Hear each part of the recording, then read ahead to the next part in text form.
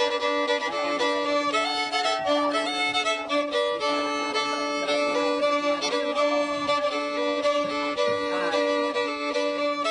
good Thursday to you. We've some terrific stories for you today on Ag AM in Kansas. Here's what's coming up. Today, Brian Holman is at the Commodity Classic, where he explores the benefits of E15, a blend of gasoline with up to 15% ethanol, which was approved in 2012 for use in all vehicles, model 2001 and newer. Next, he discusses the lasting effects of the drought and the dire need for timely moisture. And then he's off to the Cow-Calf Conference, learning all about the new health certificate program from the Animal Health Division of the Kansas Department of Agriculture.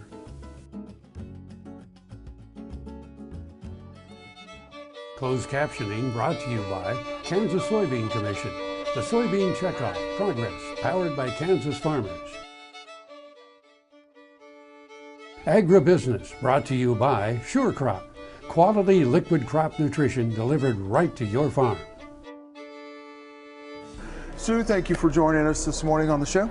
E15, and we were kind of talking off camera. We were talking about it, and I had to look at you and go, Sue, I'm sorry, I don't know what you're talking about. Tell us about E15. It sounds exciting. It really is.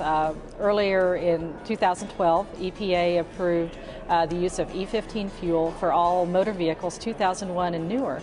And so now the challenge is to get that fuel into the market and available to customers to give them an additional option. What's exciting is in July, Scott Zaremba with Zarco 66 was the first retailer in the nation to offer E15 to his customers, and he did that at his station in Lawrence. What's the difference between E85 and E15? Well, E85, of course, is for flexible fuel vehicles only. So those are vehicles that are built specifically to run on the higher blends of ethanol. E15, if you have a car 2001 or newer, you can use it. And the difference between, let's say, E15 and E10 is a lot of it is the higher octane. The E15 fuel that Scott offers at his stations is his highest octane fuel. And he's able to offer that high octane fuel, I think it's a 90 octane, at or below the price of regular fuel.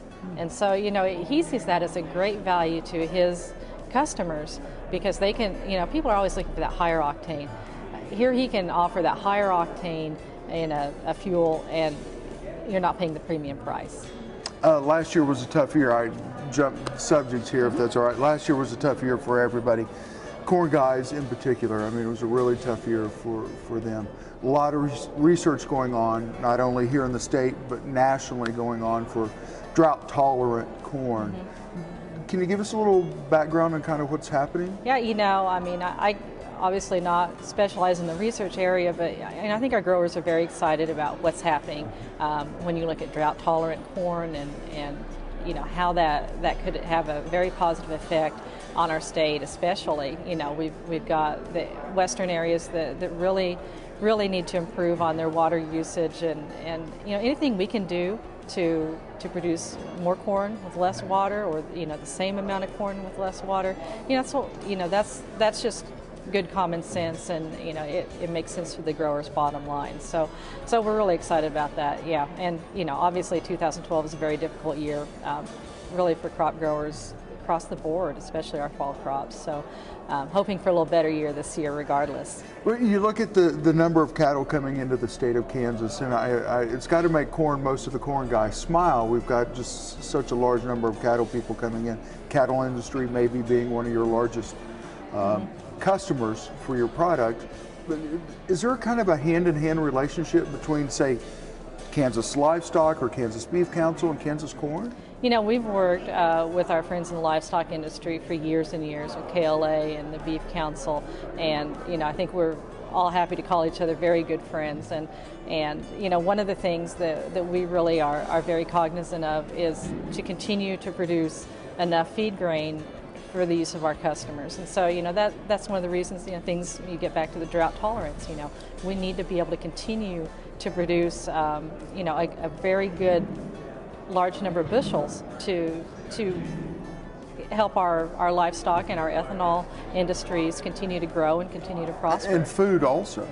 Well, absolutely, and you know, when you're talking about corn and food, you're really talking about feed for livestock, because most of our corn, when you talk about food, goes into producing meat. So that's very important to us.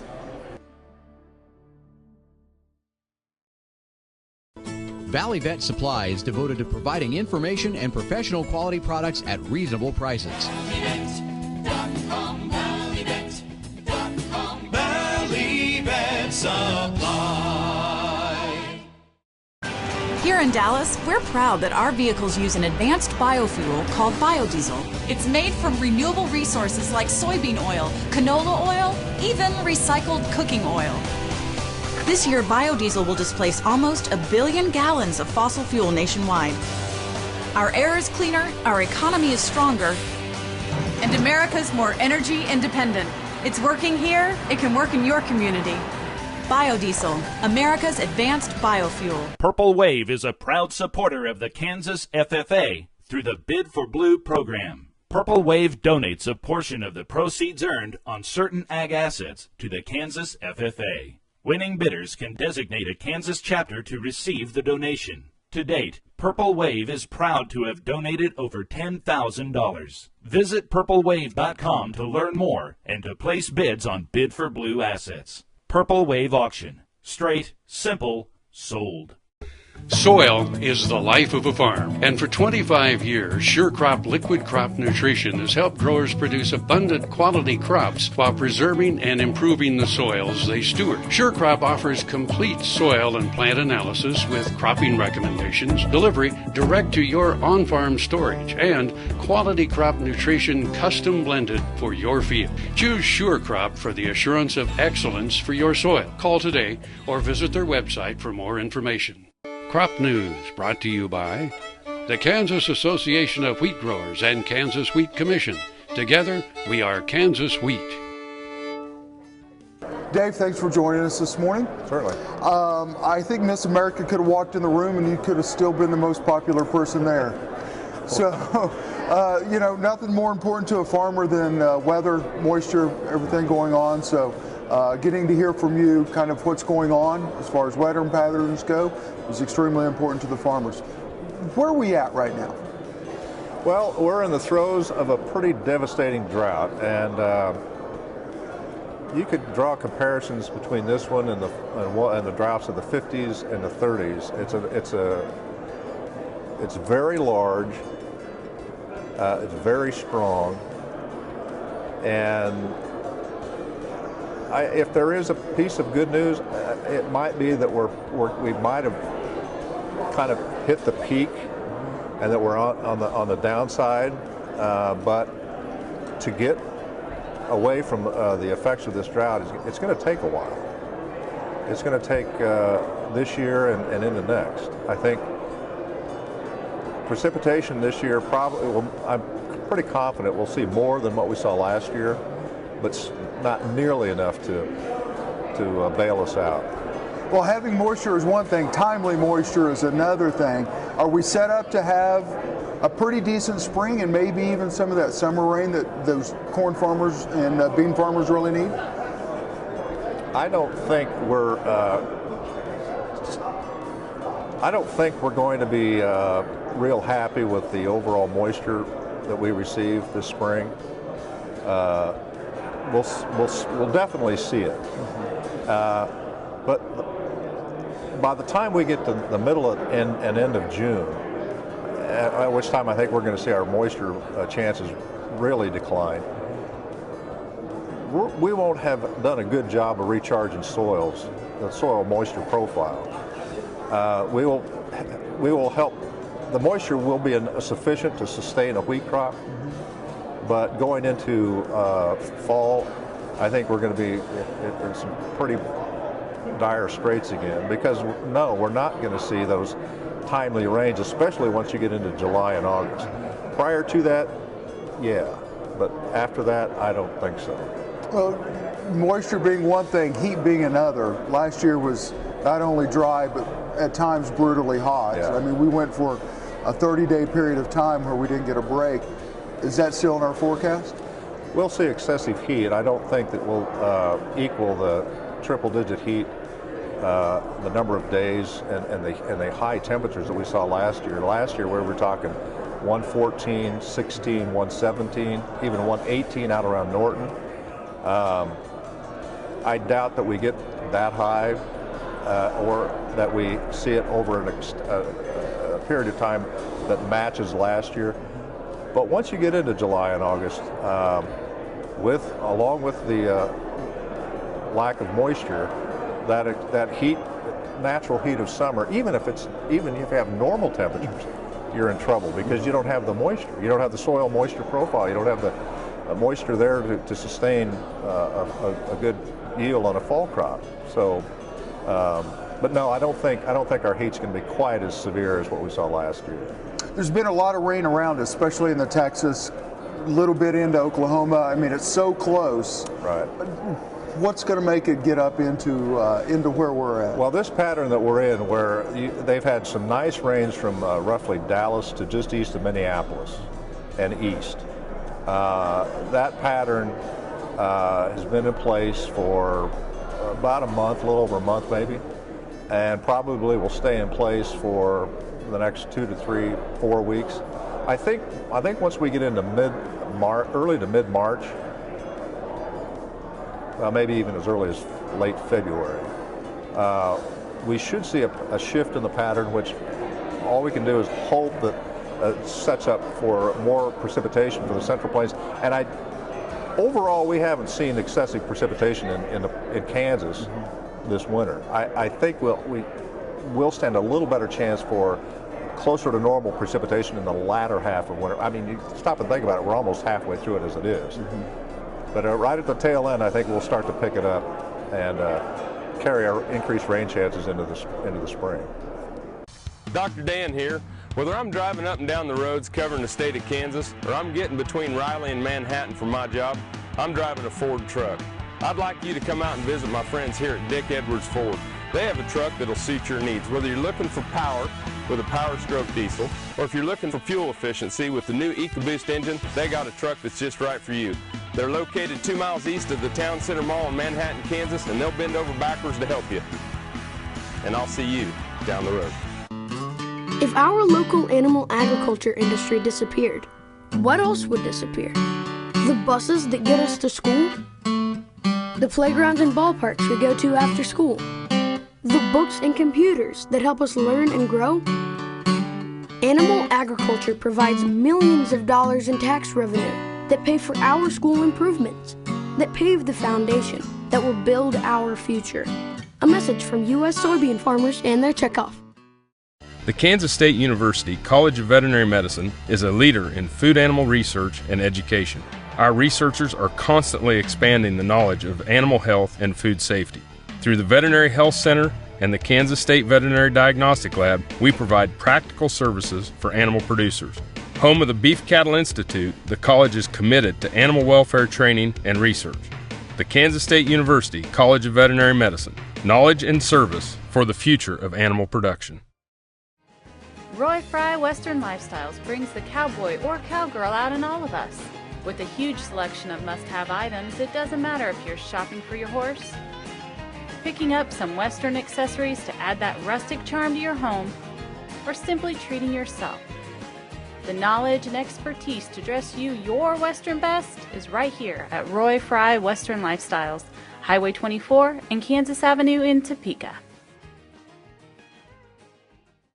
Soil is the life of a farm, and for 25 years, SureCrop Liquid Crop Nutrition has helped growers produce abundant quality crops while preserving and improving the soils they steward. SureCrop offers complete soil and plant analysis with cropping recommendations, delivery direct to your on-farm storage, and quality crop nutrition custom blended for your field. Choose SureCrop for the assurance of excellence for your soil. Call today or visit their website for more information. Agribusiness brought to you by Kansas Soybean Commission, the Soybean Checkoff, progress powered by Kansas farmers. Luann, thanks for joining us this morning. The new health certificate program, tell us a little bit about that. It's a certificate of veterinary inspection and it is electronic. The Animal Health Division of the Kansas Department of Agriculture is more than willing to provide it to all accredited veterinarians across the state of Kansas. If some veterinarian desires it and has not had the opportunity to meet with us, if they will contact the Topeka office, we will be glad to get that to them by meeting with them. We like them to have their computer set up and actually go through the process once, so they set up an electronic signature. We provide it at absolutely no charge to the practitioners. Why doing it electronically? Does it make it easier for everybody to participate then? It does. It makes it easier for the practitioner. What I found when I was in practice was occasionally those would get laid in a stack on my desk and not be mailed immediately. As a veterinarian doing this, it automatically auto-populates the to field of the email, so it's easy to push send, and it's in the Topeka office within seconds. And the health certificate, what's the importance of having that to begin with for the state of Kansas? Animal disease and traceability is huge at any time, but especially in case there's a foreign animal disease outbreak. Animals are individually identified in many cases, and so if they commingle at a livestock market or a show or any other place where animals are congregated, there's later a disease outbreak, certificates of veterinary inspection allow us to go back and monitor those animals and follow them, where they came from, where they go to. So it would help us in an epidemiology study in a disease outbreak. Well, what about other states? Are they participating in this also, or is this something kind of Kansas is leading the way on? Kansas and Colorado are leading the way on this. The two states combined together to create the electronic certificate of veterinary inspection. It is distributed to approximately 13 states at this time. The state of Kansas and Colorado provide it to other states at no charge, the same as we provide it to the practitioners at no charge. 26 million head of cattle come into the state every year, give or take 100,000 here or there. That's a daunting task. Are we talking about every animal, or are we talking about a select few animals that are going to be certified? Many animals require the certificate of veterinary inspection. Any beef adult animal requires one. Feeder animals do not have to be identified as individuals. They still need a health certificate coming into the state, a certificate of veterinary inspection coming into the state, and likewise leaving the state. They need a CVI coming or going, even though they don't have to be individually identified. Well, what about the producer? What's his role in this? The producer needs to contact his veterinarian to request the certificate of veterinary inspection. Only a veterinarian can sign that certificate. So the producer has to have a veterinary patient-client relationship, or at least contact with the veterinarian in order to get that certificate. New animals coming in, people are buying cows as people are starting to cull their herds. Is that when a producer is going to call his or her vet and say, I've got X number of new cattle on property, I need my health certificate? Actually, the certificate needs to come from wherever the place of origin is. If it's another herd, that's the original seller of those animals is the one who procures it. Often, it actually takes place at a livestock market.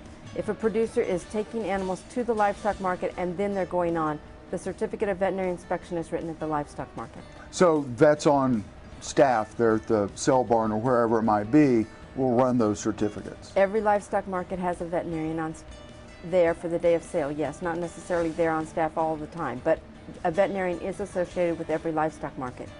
If animals are going to a show in another state, that's when the producer would contact his local veterinarian to get that certificate of veterinary inspection. So like big shows at, the big show in Kansas City, I know K-State provides vets there, come in and do health certificates there also. Is that another safety aspect of that? It is. They're checking the certificates of veterinary inspection. The certificate actually had to be written in the field for the person who's hauling those animals to the show. That's very, very common. For the American Royal in Kansas City, Fort Worth, Denver Stock Show is going on right now. Contact information, the easiest way someone can get a hold of you guys. The Topeka office number is 785-296-2326. Website? www.ksda.gov.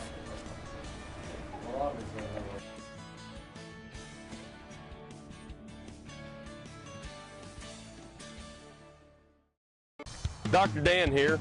Whether I'm driving up and down the roads covering the state of Kansas, or I'm getting between Riley and Manhattan for my job, I'm driving a Ford truck. I'd like you to come out and visit my friends here at Dick Edwards Ford. They have a truck that'll suit your needs, whether you're looking for power with a Power Stroke diesel, or if you're looking for fuel efficiency with the new EcoBoost engine, they got a truck that's just right for you. They're located 2 miles east of the Town Center Mall in Manhattan, Kansas, and they'll bend over backwards to help you. And I'll see you down the road.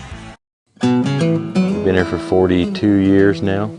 We run around 2,500 cows. Well, I bought a couple loads of cattle out of cows, black cows out of California. I noticed these cows are kind of a off-color, rusty color. We're going to be processing these cows in the next few days, and at that time I will inject Multimin into them to help take care of their copper deficiency. I would recommend Multimin to any cow man, and it's been effective. Valley Vet Supply is devoted to providing information and professional quality products at reasonable prices. Valley Vet Supply. Tar Waters has what you need for all seasons for around the farm and home. Working, hunting, growing, feeding, snow removal, even fun for the kids. And a service department with experienced techs to help keep your equipment in top running condition. Tar Waters has a huge selection and the best prices. Tar Water Farm and Home, family owned and operated since 1978. They have what you need. Agribusiness, brought to you by Tar Water Farm and Home. Come on by, we'll treat you like family. Dr. Laughlin, thanks for joining us again this morning. Health certificate, I got to visit with Lou Ann earlier and talked about the program through the KDHE. She said that you were one that uses that program on a regular basis. How easy is it to use? Yeah, this is awesome, especially if you do a lot of bull sale work or things like that where you're writing a lot of health certificates for one producer. It has drastically reduced my input time and hand cramping using this electronic system. It's very user-friendly, really easy to get a handle on. I really like it. Well, what makes it easy for vets? Is it that it's on the computer and you don't have to sit there and write them out? You can just kind of type everything in? For you, is that the easiest part of it? Yeah, I'm not a techie person, so I actually shied away from it initially because I'm not a computer person. But I can save, especially if I'm writing a lot of health certificates for one producer, I can save all of that producer's information. And then I just open it up as a PDF and fill in the new information. So it just minimizes that handling. You don't have to rewrite information. So. Well, I know this summer I spent some time with you here at Riley County Fair, and you were doing health certificates there and looking. Is that also a nice avenue to kind of use that program? Yeah, it is. I think any time you're doing them, they're nice because you're minimizing how much you have to write. They're also very quick to fill in. It's kind of a click and it will advance you to the next stage. If you're not needing permit numbers, so it's just someone who's wanting a permit to travel within the state, they're very, very user-friendly. If I have a client who's not going to ship for a couple days and they don't want to make the trip to the clinic, let's say I worked a sale or a fair, I can email them that health certificate. They can print it off at home when they're ready to go within a 30-day window and go with that. So.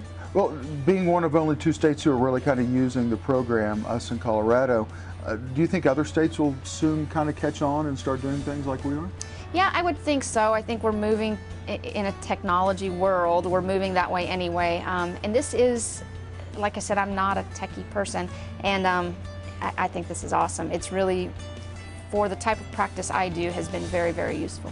And what is some of the information that you have to fill out on those? I mean, when you're doing a health certificate, what are you really looking for?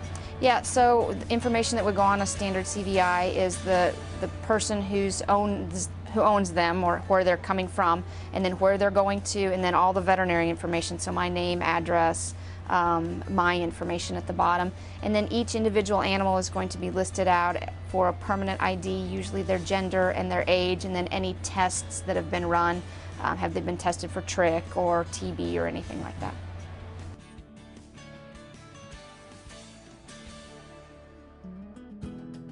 Closed captioning brought to you by Kansas Soybean Commission. The Soybean Checkoff Progress, powered by Kansas farmers.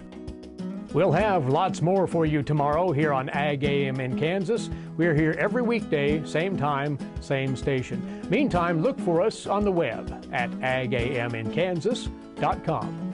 Eric Atkinson here from K-State Research and Extension.